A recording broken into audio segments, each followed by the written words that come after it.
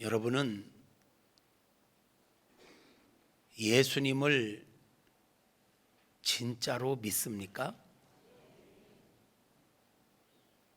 여러분은 구원의 확신이 있으십니까?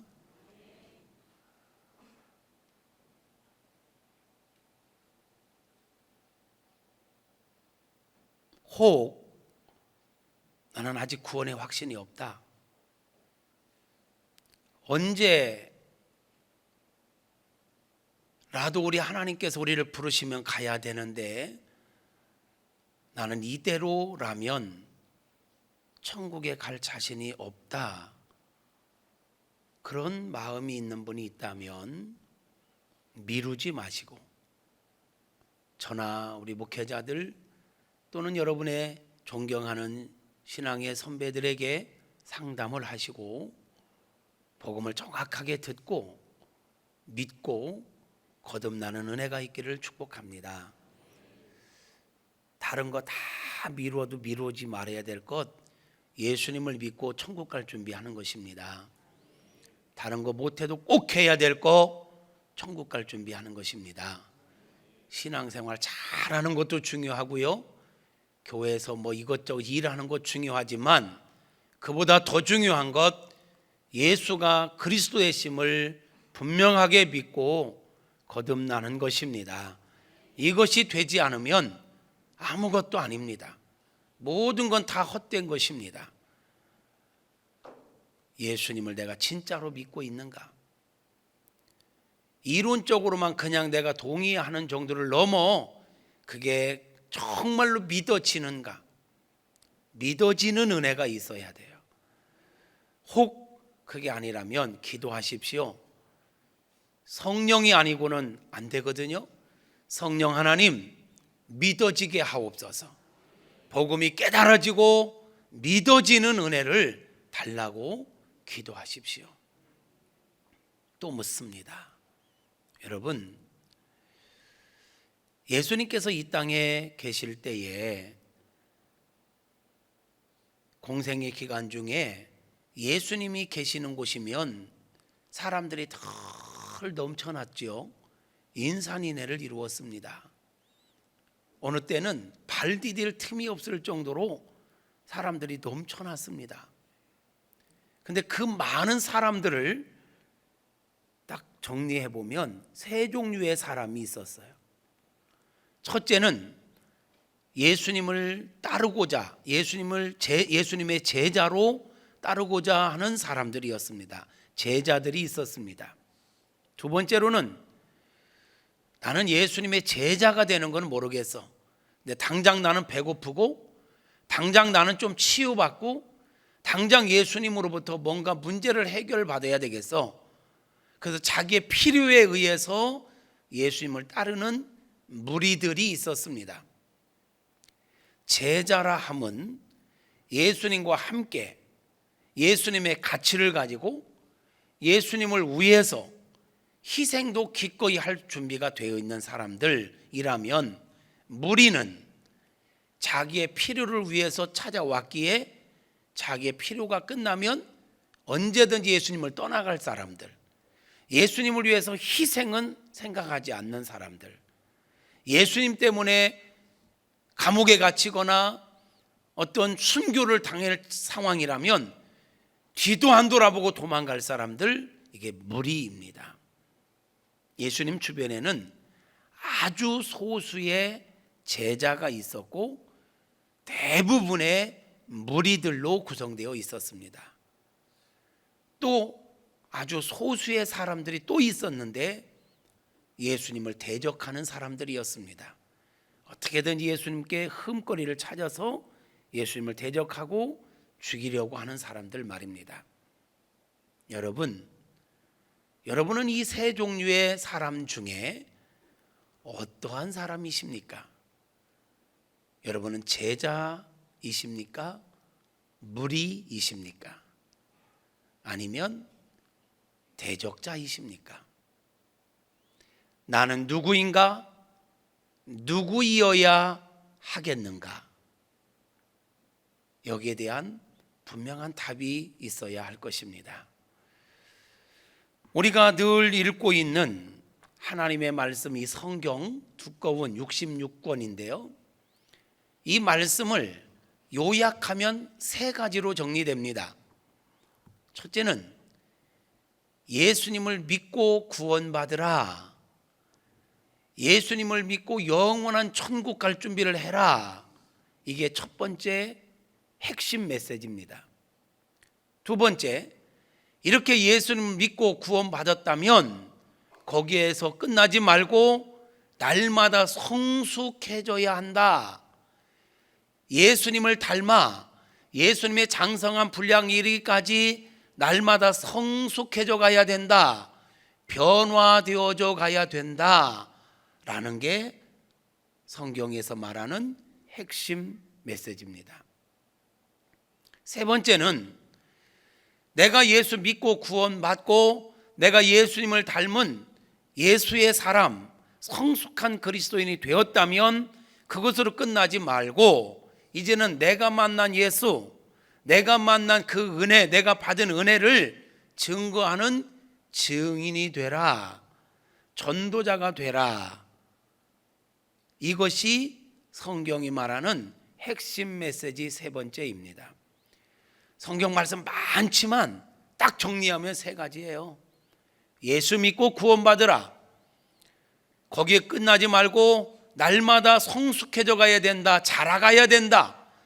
생각이 바뀌고 가치관이 바뀌고 삶의 목적과 태도가 바뀌어야 한다. 예수님을 닮으라. 거룩하라. 성숙하란 말이에요. 우리가 신앙생활 하면서요 10년, 20년이 지나도 늘 제자리 걸음하고 있다면 이건 심각한 문제입니다. 시간이 지나면 자라야 합니다.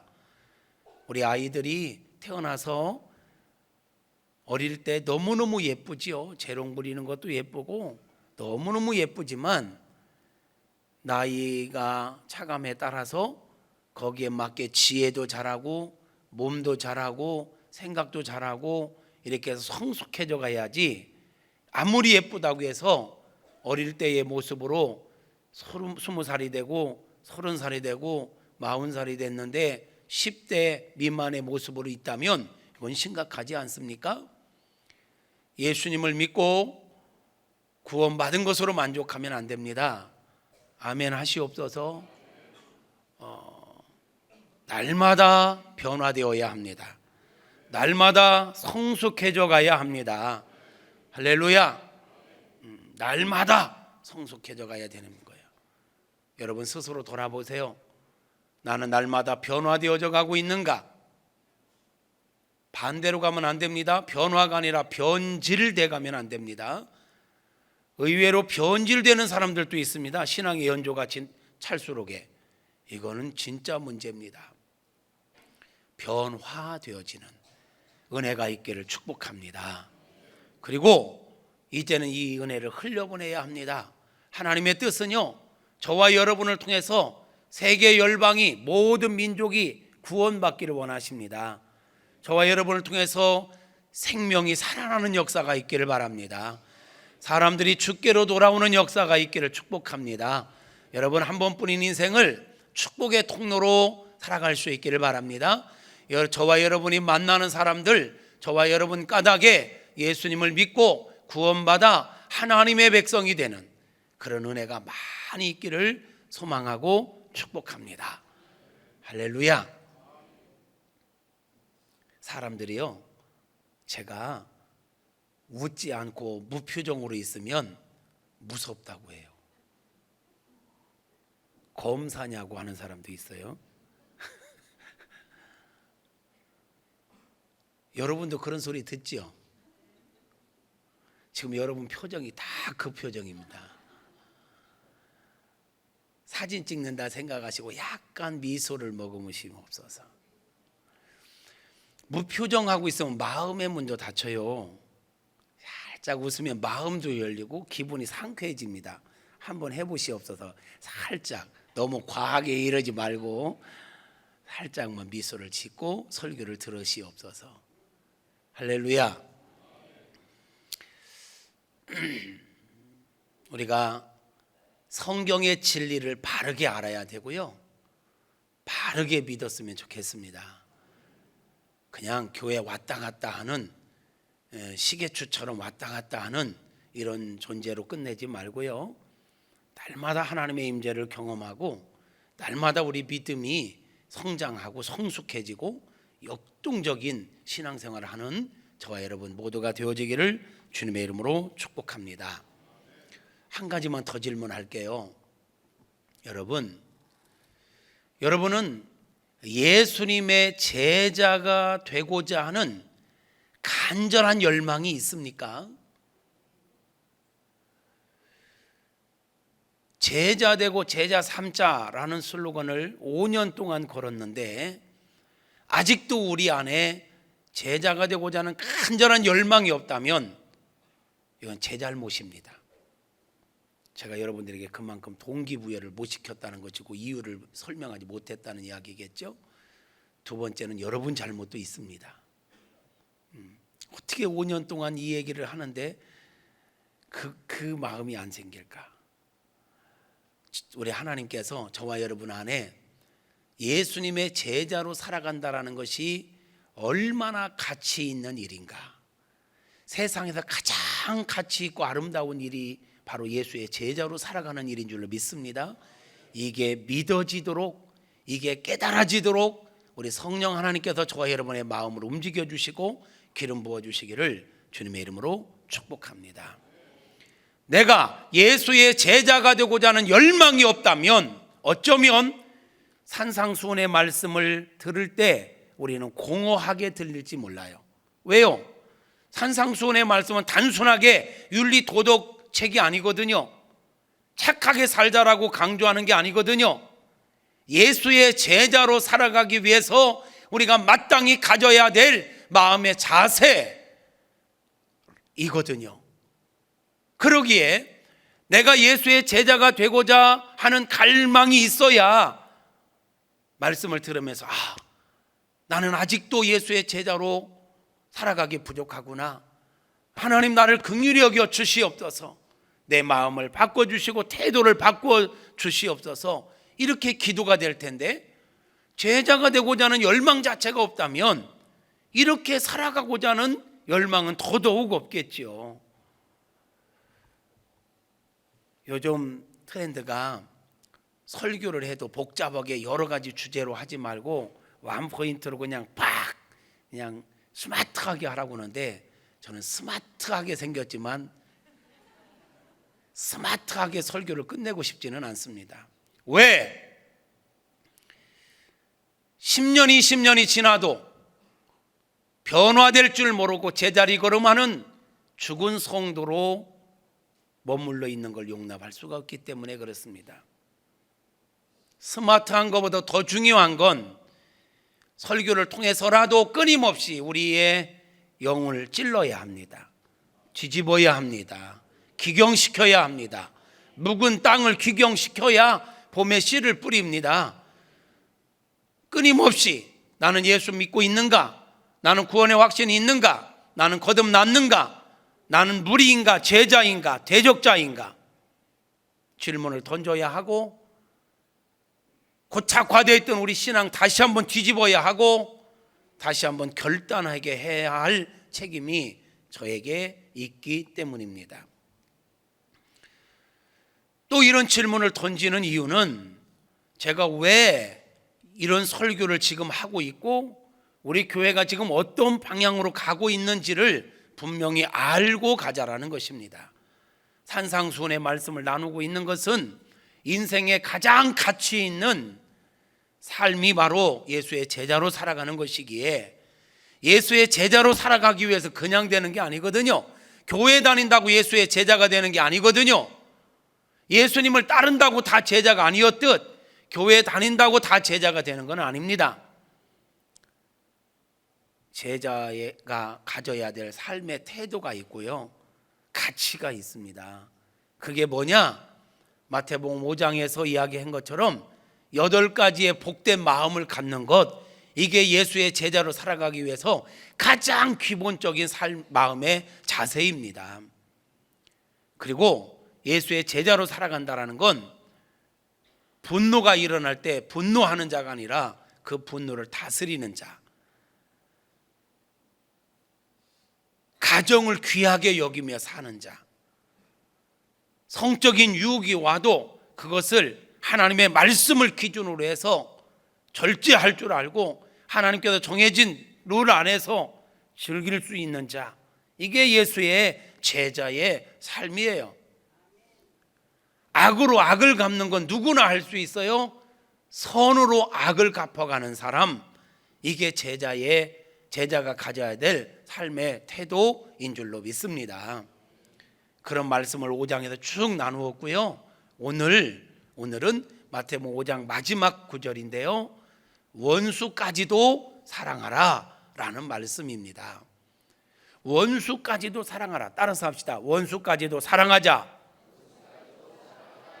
지금 생각만 해도 치가 떨리는데 그 인간을 내가 어떻게 사랑해 하고 굳게 입을 닫고 계시는 분들이 계시는데, 좋게 말할 때 따라 하시옵소서. 원수까지도 사랑하자. 예, 원수까지도 사랑하는 것, 이게 율법의 완성이고 예수님을 따르는 자가 마땅히 가져야 될 삶의 자세입니다.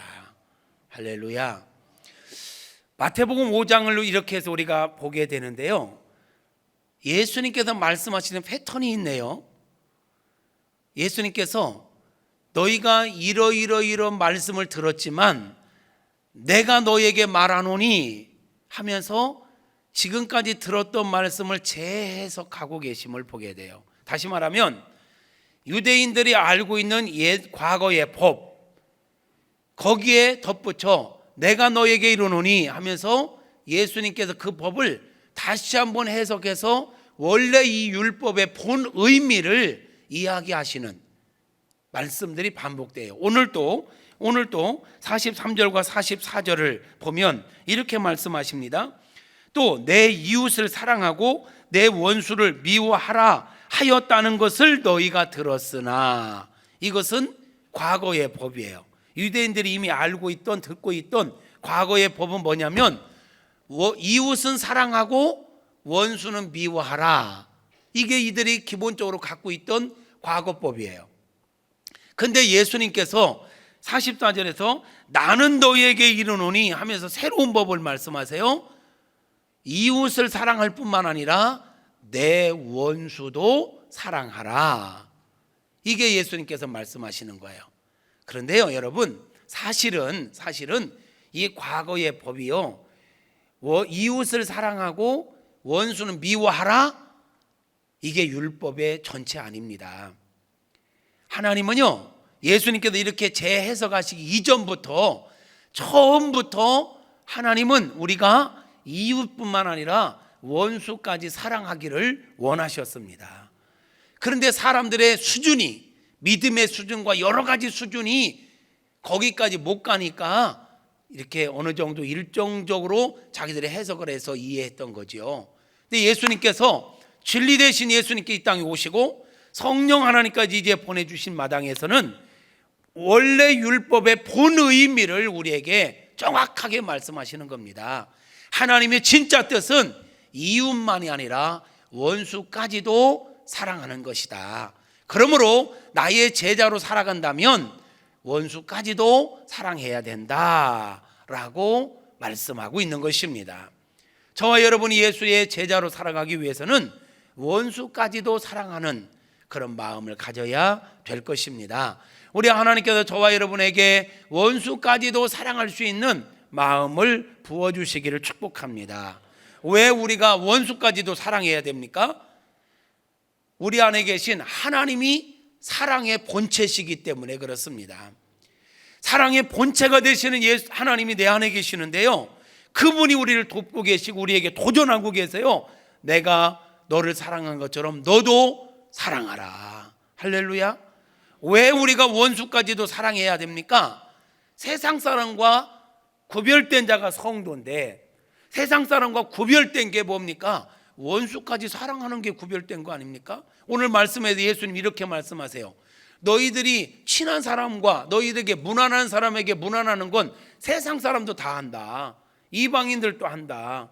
너희들을 사랑하는 사람 사랑하는 건 세상 사람 다 하는 거다. 너희가 나의 제자로 세상 사람과 다르다는 게 뭐냐? 세상 사람들이 사랑할 수 없는 자를 사랑하는 게 내 제자가 해야 할 일이고 다른 거 아니겠느냐라고 말씀하고 있기 때문입니다. 아멘입니까? 그렇다면, 그런가 하면 우리가 누군가가 나를 사랑하기 때문에 사랑하는 자는요, 영원한 사랑, 어떤 상급이 없습니다. 조건부 사랑에는 영원한 상급이 따르지 않습니다. 왜요? 이미 받을 사랑을, 받을 상급을 다 받았기 때문입니다. 그런가 하면 모든 말씀의 완성, 모든 율법의 완성은 사랑이기 때문입니다. 어떤 사람이 예수님께 나와서 이렇게 묻습니다. 주님, 모든 율법 중에 가장 큰 율법이 뭡니까? 그럴 때 하나님을 사랑해라, 이웃을 내 몸처럼 사랑하라, 이것이 모든 율법과 선지자들의 강령이니라.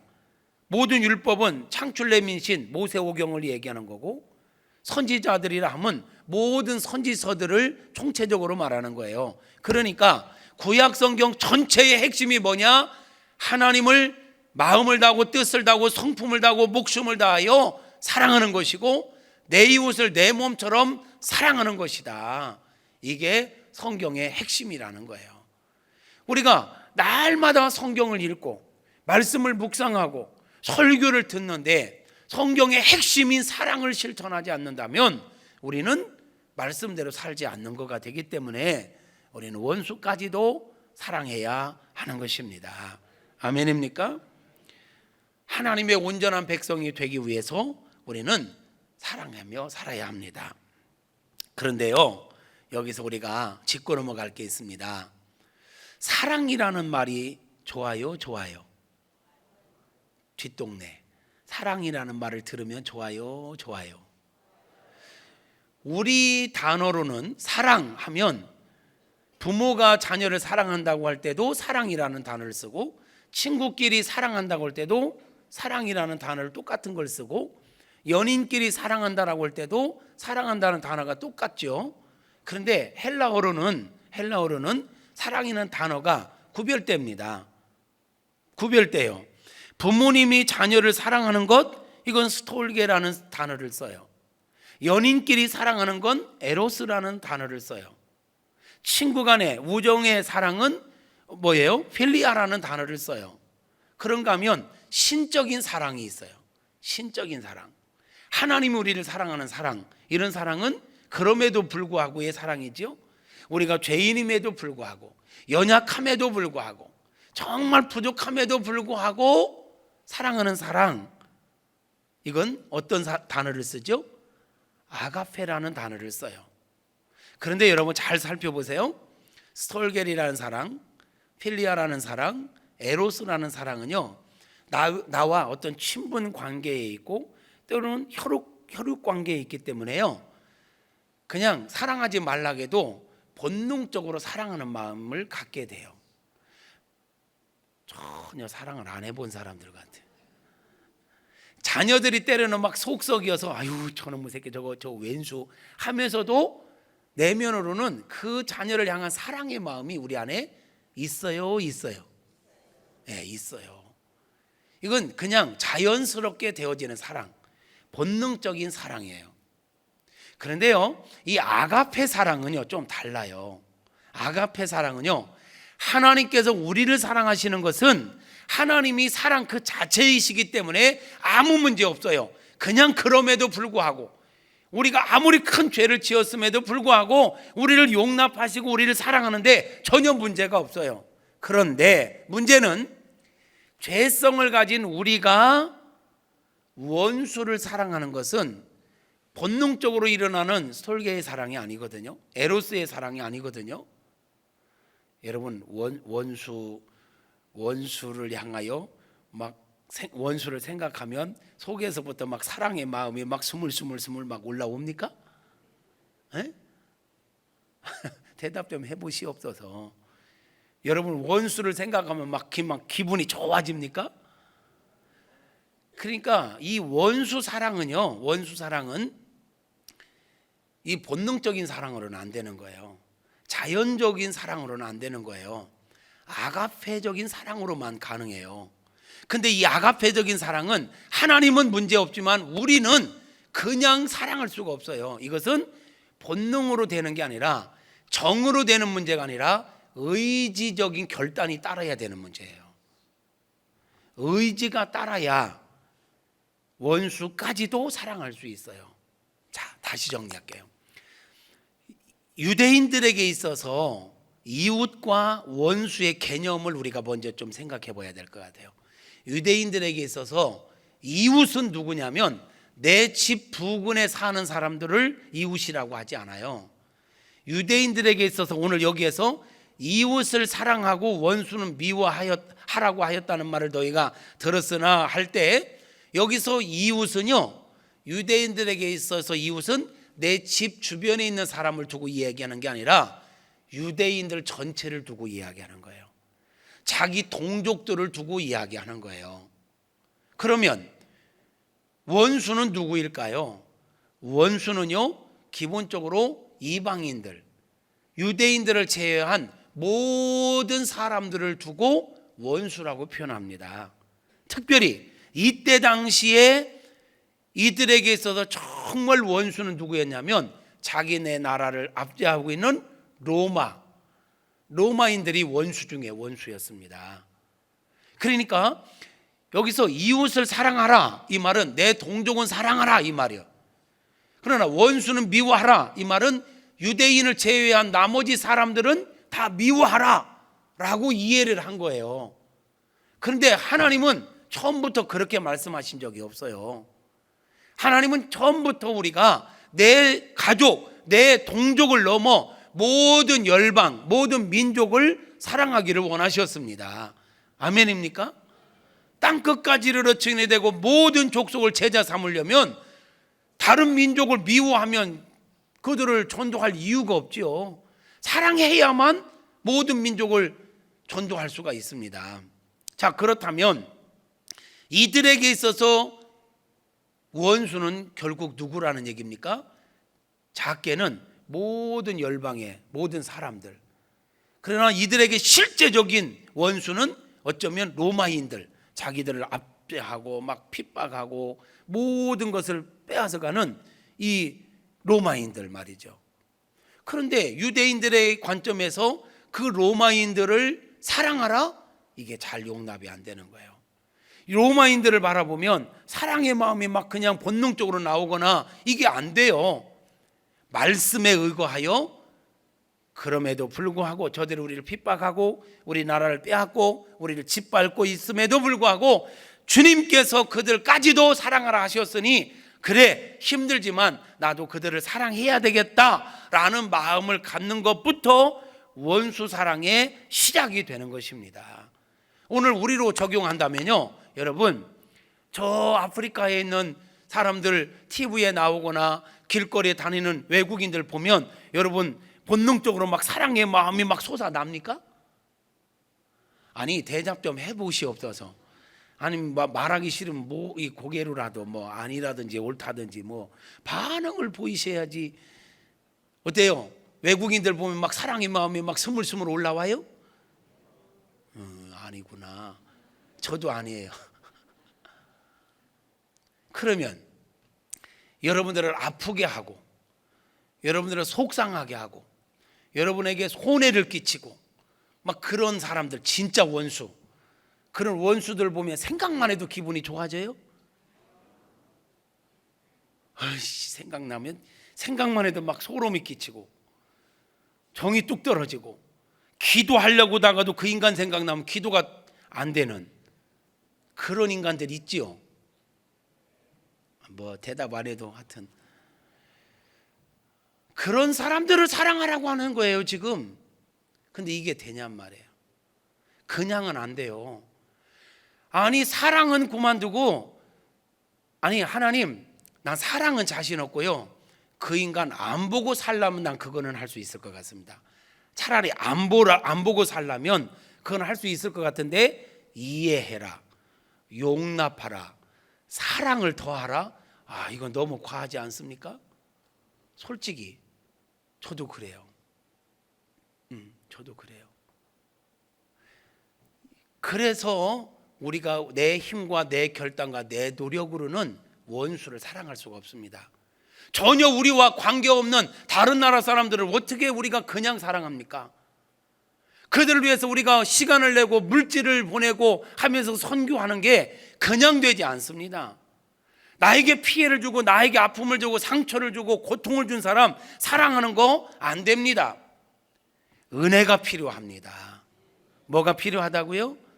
은혜가 필요합니다. 그래서 오늘 우리 예수님께서 원수를 사랑하라고 하시면서 덧붙이는 말씀이 있습니다. 44절을 다시 한번 볼까요? 44절 같이 읽어봅니다. 시작. 나는 너희에게 이르노니 너희 원수를 사랑하며 너희를 박해하는 자를 위하여 기도하라 입니다.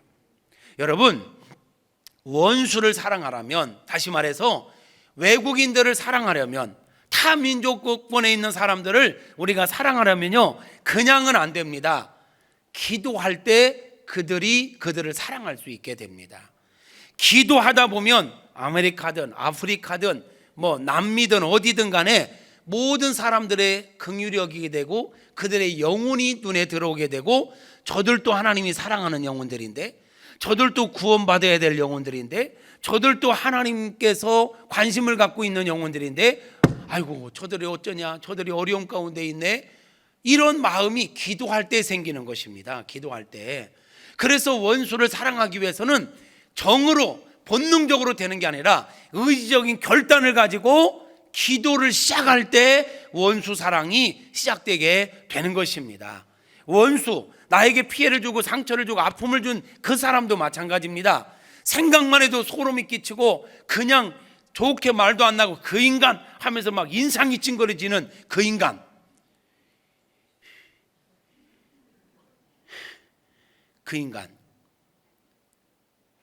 하나님 사랑하라고요? 못해요. 그렇지만 우리가 기도하기 시작하면요, 진짜 미워요. 이해하기 싫어요. 용납하기 싫어요. 사랑하기 싫어요, 하나님. 그렇지만 하나님께서 하라고 하시니까 한번 해볼게요. 그러나 힘 주세요. 힘 주시 않으면 나 할 수 없어요. 힘 주세요. 이렇게 시작할 때 기적은 시작됩니다. 이렇게 의적인 결단과 기도를 시작할 때 하나님께서 우리 안에 기름 부으셔서 그들을 불쌍히 여기게 되고 그들을 나아가서는 용납하게 되고 사랑하게 되어지는 것입니다. 그래서 우리 예수님께서 원수를 사랑하라고 하시면서 덧붙이기를 기도하라고 말씀하시는 거예요.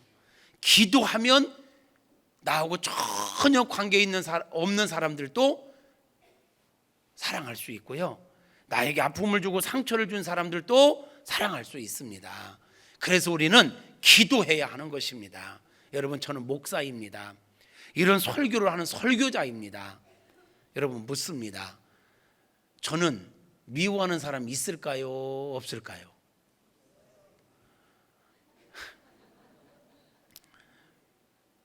왼수가 있을까요? 없을까요? 지금 있다고도 못하고 없다고도 못해. 솔직하게 얘기하세요. 저를 너무 과대평가하지 마십시오. 저 사람입니다. 저 미워하는 인간이 있습니다. 열받게 하는 인간도 있습니다. 목회도 하다 보면 막 힘이 되고 막 기쁨을 주는 분들도 계신가 하면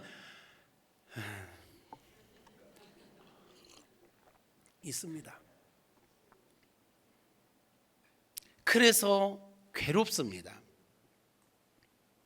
그래서 힘듭니다. 때로는요, 여기 설교하러 올라오기 진짜 싫을 때 많아요. 진짜로.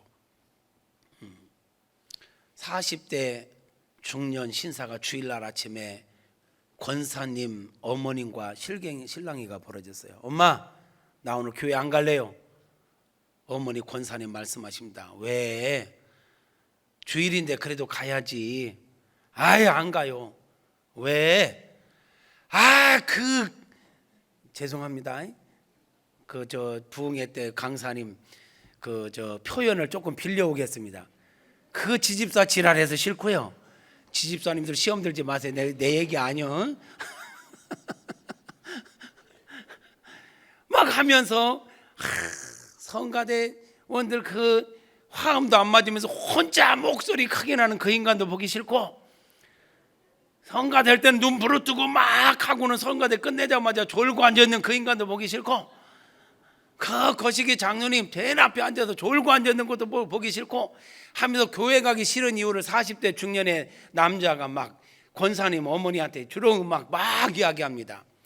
나 이래서 가기 싫고 이래서 가기 싫고. 그러자 우리 권사님이 또 달랩니다. 그래도 가야지. 가기 싫다고요. 내가 꼭 가야 될 이유를 말씀해 보세요.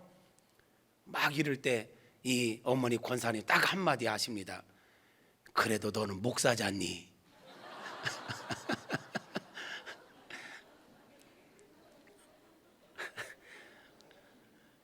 그래도 네가 목사인데 그 인간들 보기 싫다고 교회를 안 가면 되겠냐. 네, 목사인 저도요 안 오고 싶을 때가 있어요. 이 자리에 안 오르고 싶을 때가 있다고요. 네, 솔직한 심정입니다. 며칠 전에도 우리 집사람한테 진짜 교회 가기 싫다. 부끄럽지만 제가 그런 고백도 했어요. 막 도망가고 싶고 막 다 놓고 싶다. 막 사람 사는 거예요. 이게 사람 사는 거예요. 여러분 자녀들 한두 명인데도 속 터질 때 많잖아요. 터져. 근데 이렇게 있는데 이게 안 터지겠냐고. 생각이 다르고 말하는 게 다르고 추구하는 게 다른데 어떻게 다 같겠어요.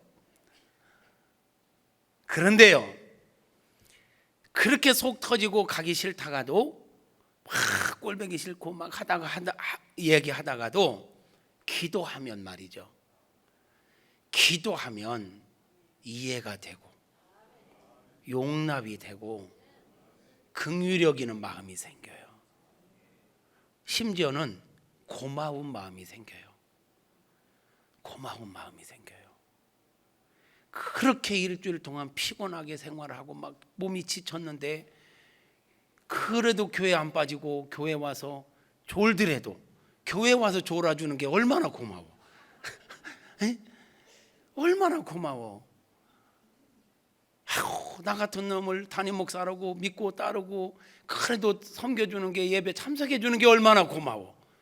근데 이게 기도할 때는 그런 좋은 마음이 생기는데 기도하지 않을 때는 그 인간이 된단 말이지.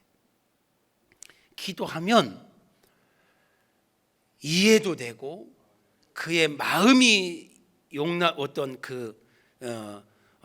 왜 그런지에 대해서 이해가 돼 진짜로. 그러면서 그런 속에서도 막 애쓰는 모습이 보여지고 느껴지고 그게 막 고마워지고 긍휼히 여겨지고 어떤 때는 불쌍하게 느껴지고 심한 경우는 있어요. 그러면 안 되는데, 그분이 그렇게 말하고 다니면 안 되는데, 그렇게 행동하면 안 되는데, 진짜 막 영적으로 너무 막 불쌍해서 울게 되는 거예요. 불쌍해서. 그러면서 제가 깨닫는 거예요. 원수는 그냥 사랑할 수가 없다. 왜 주님께서 원수를 사랑하라고 하면서 기도하라고 덧붙이셨을까? 기도하지 않고는 절대로 원수를 사랑할 수가 없습니다. 원수, 나에게 힘들게 하고 아프게 한 그 사람이라 할지라도 기도하기 시작하면 그가 느껴지고 이해되어지고 용납되어지고 불쌍히 여겨져요. 불쌍히 여겨지면 여러분 사랑할 수 있습니다. 인생이 불쌍히 여겨져야 돼. 사실은요, 내가 정말 미워하는 사람, 그 사람 불쌍히 여기잖아요. 사실 내가 철든 거예요. 철든 거야. 그 사람이 불쌍히 여겨 느껴지는 거. 그런 은혜가 있기를 축복합니다. 그렇게 막 불쌍히 여기고 고마움을 갖고, 내가 우리 교역자들에게도 그런 얘기하는데, 성도님들에 대해서 존경하는 마음을 가져야 된다. 냉정하게 생각해보자. 전쟁터와 같은 세상에서 그렇게 힘들게 살다가 주말에 교회 와서 청소해 뭐해 그리고 주일도 일찍 일어나서 막 와서 이거 헌신하는 이게 얼마나 귀하냐, 존경하는 마음을 가져야 된다 이야기하는데, 이게요 기도 생활이 되고 정말 성도님들을 품고 기도할 땐 그게 돼요. 그런데 목사가 늘 기도에 충만하면 좋은데 그러지 못할 때도 있답니다. 그래서 제가 기도가 좀 소홀해지잖아요. 그러면 금방 또 이게 그 마음이 사라져요. 안 좋은 것만 보여지고 느껴지고 막 부담만 되고, 그게 솔직한 심정이에요. 그래서 여러분 깨닫는 게 있어요. 우리가 한 번 성령 충만했다고 해서 영원한 게 아니에요.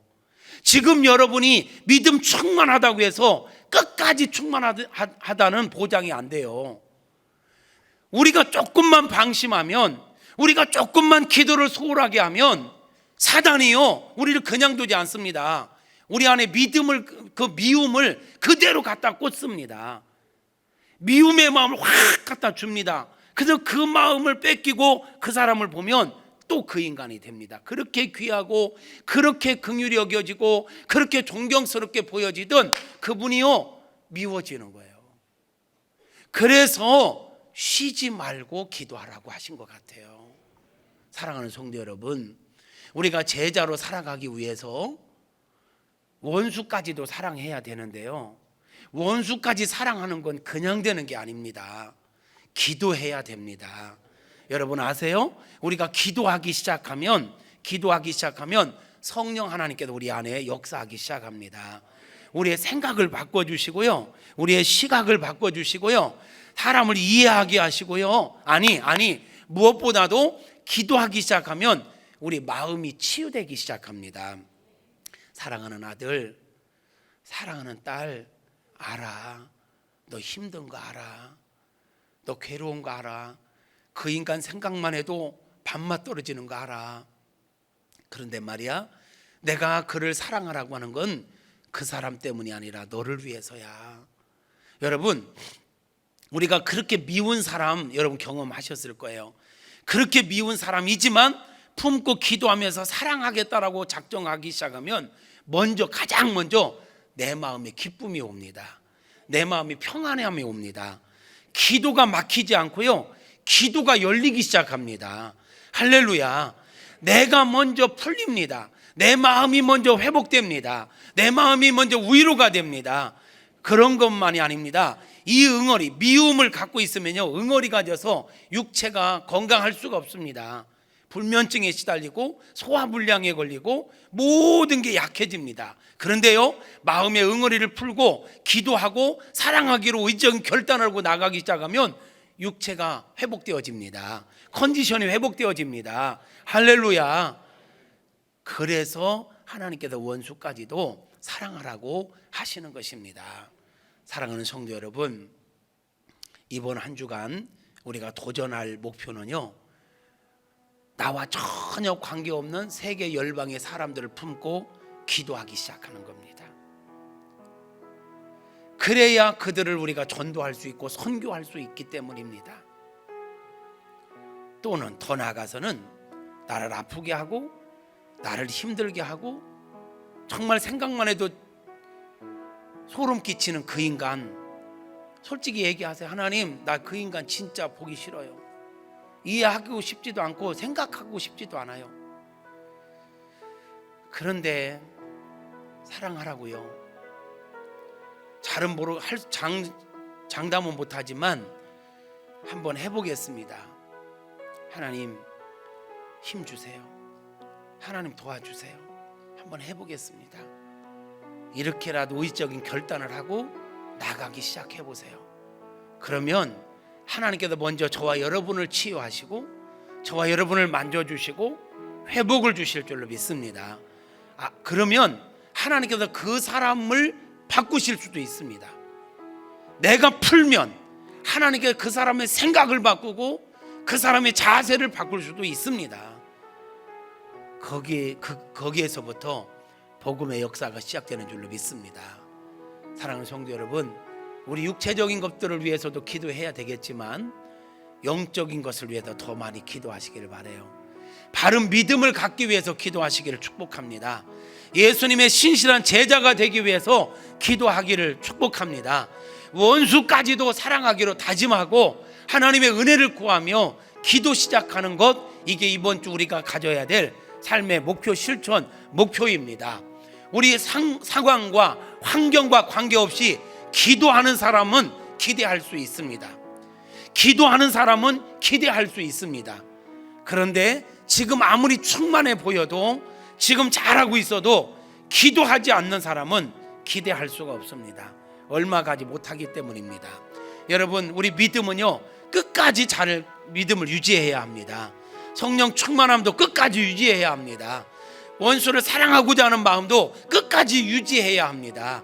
그냥 되지 않습니다. 기도할 때 능력을 받습니다. 기도할 때 하나님이 도우십니다. 기도할 때 감당하게 될 줄로 믿습니다. 기도하는 저와 여러분 되어지기를 축복합니다. 그래서 사랑하는 성도 여러분, 원수들 사랑합시다.